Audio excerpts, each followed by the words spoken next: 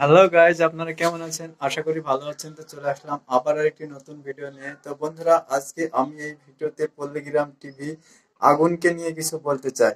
আপনাদের অনেকের মনেই প্রশ্ন, আগুন কে, আগুন কোথা থেকে হঠাৎ ভিডিও করতে লাগলো, আজ সেটাই আপনাদেরকে জানাবো। তো বন্ধুরা, আপনারা যদি পল্লীগ্রাম টিভি চ্যানেলের ভিডিও ভালোবেসে থাকেন বা আগুনকে আপনাদের ভালো লেগে থাকে, অবশ্যই কমেন্টে জানাবেন। আর এটাও কমেন্টে জানিয়ে যাবেন যে পল্লীগ্রাম টিভি চ্যানেলের সব থেকে কাকে বেশি আপনি পছন্দ করেন।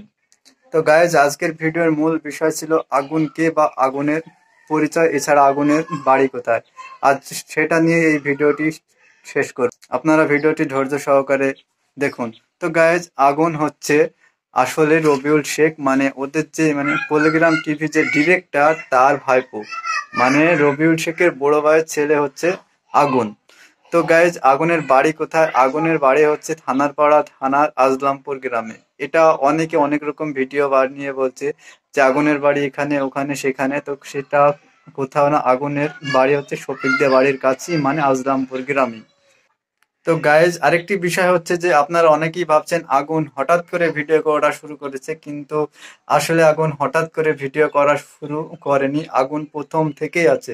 সে হয়তো অভিনয় করতো না, সে কোনো কোনো জায়গায় মানে ছোটখাটো পার্ট করতো, প্লাস সে ক্যামেরা করতো, এছাড়া অন্যান্য কাজ করতো। সে শুটিংয়ে অতটা কাজ করেনি।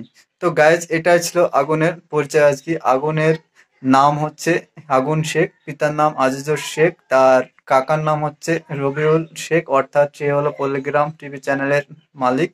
আর আগুনের বয়স হচ্ছে মাত্র 22 বছর, সে এখন কলেজ স্টুডেন্ট।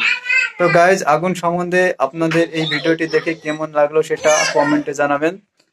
আর এই ভিডিওটি দেখে আপনাদের ভালো লেগে থাকলে অবশ্যই আমার চ্যানেলটিকে সাবস্ক্রাইব করবেন এবং একটি লাইক দিয়ে যাবেন।